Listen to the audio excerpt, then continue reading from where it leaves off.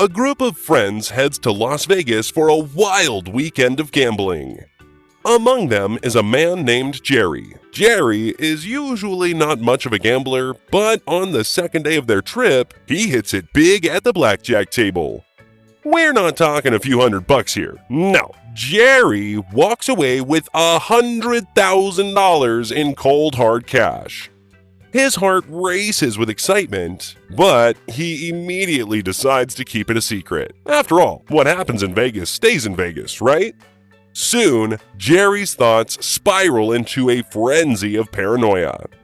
He imagines his friends, hands held out, demanding a share. "Nope, not happening," he mutters under his breath. So, he comes up with a plan. Instead of flying back with his friends, Jerry books a later flight. Then he sneaks back home in the dead of night.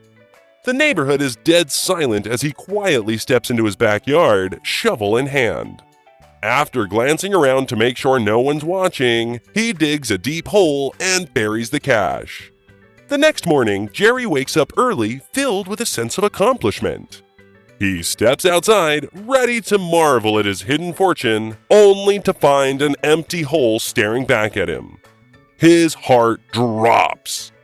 Panic sets in as he notices a set of footprints leading from his backyard straight to the house next door, which belongs to a deaf man. On the same street lives a professor who understands sign language and is a friend of the neighbor. Fueled by rage and panic, Jerry grabs his pistol, storms over to the professor's house, and bangs on his door. "You're coming with me," Jerry demands, dragging the bewildered man across the street to the deaf neighbor's house. Bursting through the door, Jerry waves his gun around and shouts, "Tell him that if he doesn't give me back my $100,000, I'm gonna kill him!"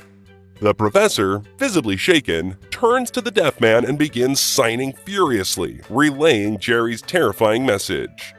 The deaf man, calm as ever, signs back, "I hid it in my backyard, underneath the cherry tree." The professor hesitates, then turns to Jerry and, after a deep breath, says, "He's not going to tell you. He said he'd rather die first."